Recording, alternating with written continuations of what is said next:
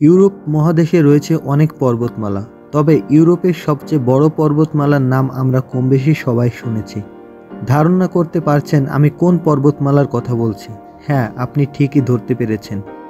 আমি আল্পস পর্বতমালার কথা বলছি, যা ইউরোপের ছবির মতো সুন্দর একটি দেশ সুইজারল্যান্ডে অবস্থিত।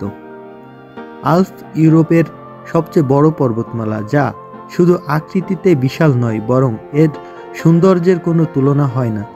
দেরি না করে চলুন আজকে তাহলে জেনে নিই আল্পস পর্বতমালা সম্পর্কে। আল্পস মূলত একটি অবিচ্ছিন্ন পর্বত শৃঙ্গের একটি ছোট অংশ, যা উত্তর আফ্রিকার অ্যাটলাস পর্বতমালা থেকে দক্ষিণ ইউরোপ এবং এশিয়া জুড়ে হিমালয় পর্যন্ত বিস্তৃত। আল্পস পর্বতমালা পূর্ব উত্তর পূর্বে ভিনিয়ার আগে ফ্রান্সের নিস এর কাছে উপক্রান্তীয় ভূমধ্যসাগরীয় উপকূল থেকে উত্তর জেনেভা হ্রদ পর্যন্ত বিস্তৃত। সেখানে একটি ডানিউব নদীকে স্পর্শ করে এর সংলগ্ন সমভূমির সাথে মিশে আছে।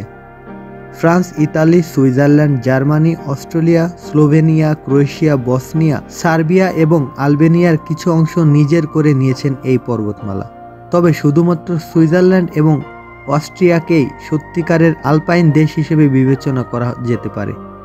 এই পর্বতমালা প্রায় 750 মাইল দীর্ঘ এবং 125 মাইলেরও বেশি প্রশস্ত। গার্মিস পার্টেনকির্চেন জার্মানি এবং ভেরোনা ইতালির মধ্যে আল্পস পর্বত 80,000 বর্গ মাইল জুড়ে রয়েছে।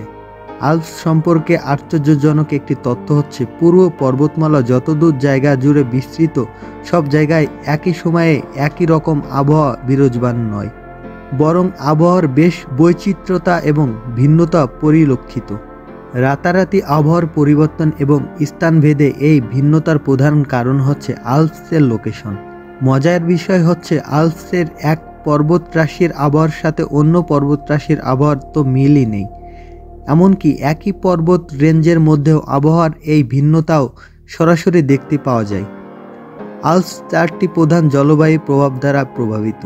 পশ্চিম দিক থেকে আটলান্টিকের অপেক্ষাকৃত মৃদু আর্দ্রবায়ু প্রবাহিত হয়। শীতল বা ঠান্ডা মেরুবায়ু উত্তর ইউরোপ থেকে নেমে আসে।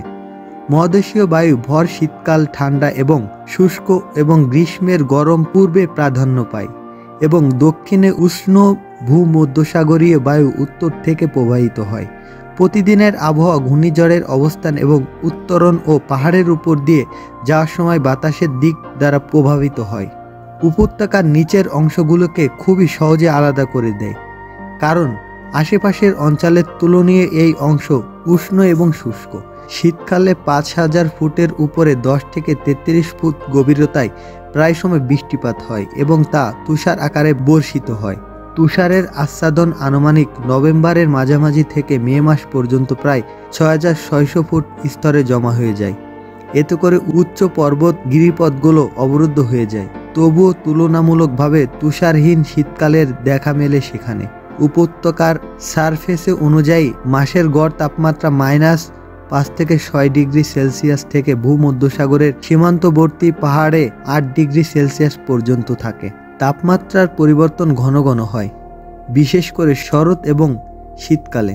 সেখানে বিভিন্ন স্থানে আবহাওয়া অনুযায়ী গাছপালা জন্মাতে থাকে।